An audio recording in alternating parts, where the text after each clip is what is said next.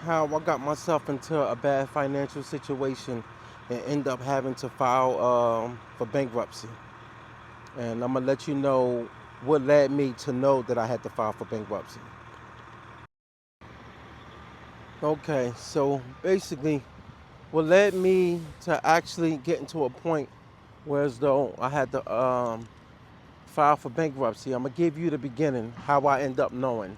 What ended up happening was I got into a situation where as though when I got my first property, I end up hiring contractors.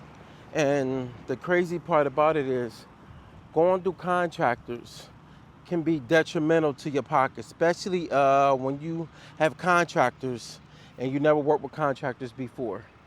So by me saying that, that's what ended up spiraling my finances to get out of control because things were just coming up that was just out of hand. And what's crazy is I had my first crew. I had I had to basically get rid of them because they was just going through my finances like it was no tomorrow, and they knew I was a beginner. So I ended up getting rid of them.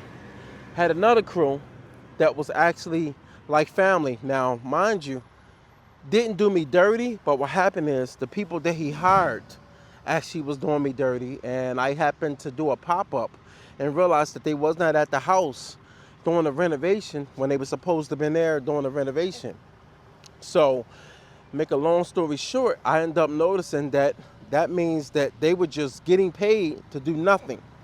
And that's when I realized that, damn, I done got myself into a whole lot of debt just dealing with these contractors. And they was doing charges like charging for gas, like buying gas at the gas station. So when I started getting notifications about gas and everything, and then other supplies that was not stuff that I needed at my place, that's when I noticed that, wait a minute, this is crazy. And my credit card charge is steady going up. I'm paying out of pocket cash too. So with credit cards, out of pocket cash, it just got me into a bad predicament to the point where as though I just couldn't keep control of it. So from there, next thing you know, I'm like, wait a minute, I got to figure something out. So once I got them out of the house, I had to call the relative, which was like a father to me, let him know. And I just like, look, man, I'm gonna have to stop because I done did this, been going on for like a good 2.5 to 3 months. And what they would do is move from one room and then to the other room, never finishing a room. So when you normally have a person that tends to do something like that, like they'll just do a room and then they'll move around to another room, to the point where as though you're actually not getting much done. You're just doing stuff that look pleasing to the eye. So right from there, I knew right then and there, like, damn, I done got myself, I done dug myself deep, and costs that I did not end up seeing because it was just, I'm not gonna say my recklessness. I'm gonna just say that I didn't understand how to manage when it came to dealing with contractors, and also dealing with contractors that really was not licensed when I started cutting corners. And was wild is that's when I knew right then and there, when I looked at my finances and my bills and everything, how everything was stacking up. Because remember, credit card bills are still due. I don't care what nobody tell you, those are still due. The mortgage is still due. Your car notes are still due. The car insurance is still due, along with all the other bills. And mind you, I was getting married, and that was back in, I believe, 2014. I was going through all this and going into 2015. So mind you, once I went through all that and you start looking at your finances, and when you start making the payments on everything, as you notice like 6 months out, you realizing that you really not getting ahead.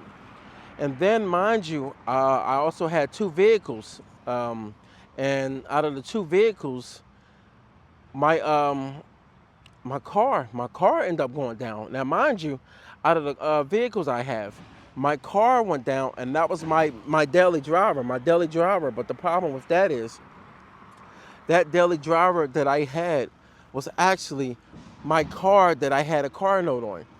And the car wasn't old at all. The car was only a couple years old, but it was a car that started giving me problems when the warranty was getting there. And when that warranty was getting near, I realized, damn, I took it back to the dealership, and the dealership even started getting to a point where as though they was like, well, this is the problem, we fixed it. And then all of a sudden, when I got to a certain amount of miles, they said, well, you passed the mileage of where you should get the, like where we can replace your Cadillac converter. I think it was a Cadillac converter or something like that, transmission, whatever it was something very expensive on a GM. So from there, I should have really filed suit because I was not over my warranty. It was just that I was almost at that mileage, and they just wasn't looking to do what they needed to do to replace it because they already spent out of pocket. Not out of pocket, they ended up spending. Like I didn't have to come out of pocket. And remember, it's warranty. So from there, I realized, wait a minute, I can't even drive this car because now it's shutting off, it's doing all type of things. So now I got to drive my other vehicle, which is a gas guzzler, which is my truck. And next thing you know, I noticed that with all the debt that I occurred, whatever, you know the word I'm trying to use. And I realized that, yo, I cannot get on top of the finances. Like I lost control.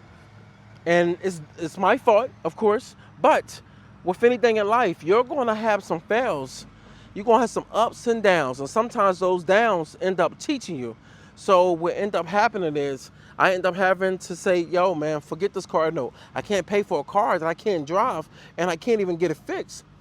So along with not getting it fixed, it's just sitting in my driveway. So I tried to do it myself, and then I end up sending it to a shop, and the shop said, yo, it's not a job that you want us to do because, for one, we can't even figure out what's going on. We obviously see that the dealership did something, and we can't figure it out. And then when they looked the vehicle up, they realized, yo, GM had an issue going on with these transmissions.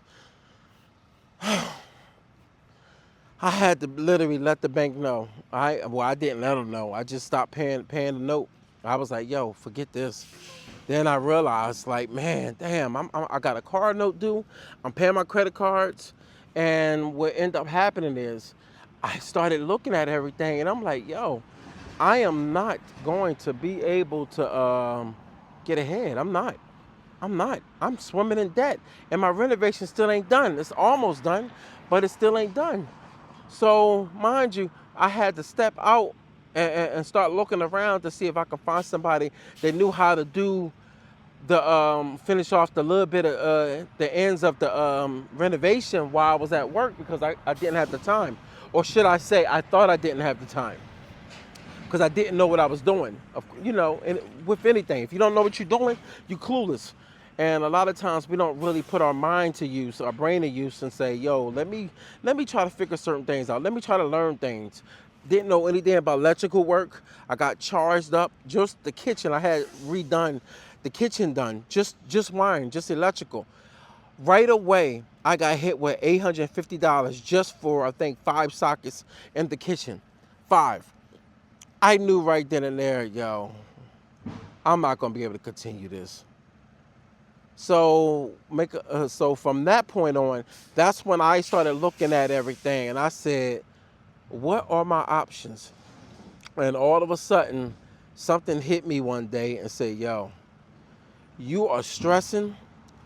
You're now like feeling so broke, and not feeling everything I spend on feels like a stab in my chest because I don't feel like I wasn't getting ahead. Nothing was happening for me. So by nothing happening for me, I'm just looking clueless. Like, yo, what am I gonna do? I can't figure out what I'm going to do now, dealing with all this debt. And mind you, my girl at the time, you know, I mean, we getting married, but at the same time, I don't, I don't know what she was doing with her money, but that's another story in itself. But at the end of the day, I realized that everything that I did, I felt like it was a fail, a big fail. And then that's when I finally put my big boy pants on and said to myself, hey, you gotta wake up, dude. You you're going to be going in circles, and that's what that That is what's going to happen when you get to a certain point where you know that every time you pay for something, you don't see anything moving forward. You don't see anything happening. All you see is a bunch of debt and chaos. And not only that, stress level is crazy on a different playing field. Like you start really losing it. Phone calls nonstop. Eventually, yo, you're late on this, you're late on this, and then you get in emails, hey, your payment is missed. Then you getting hit with late fees. Now you're looking at everything else in the house. The bills is just piling up. Next thing you know, I was just like, hey, man, let me go speak with a lawyer. And right from there, that's was the beginning of me seeing what I had to do. And that's when I knew right then and there I had to file for bankruptcy. And on my next video, I'm going to explain to you what bankruptcy I filed for, and I'm going to explain to you what chapter I qualified for. And it helped me big time. So if you looking to do anything or you looking at bankruptcy as a downfall, it feels like it in the beginning. But then you realize it gives you a head start to be able to start over depending on the circumstances that you're in. All right, so in my next video, I'm gonna talk about that, the bankruptcy I filed and what it was like.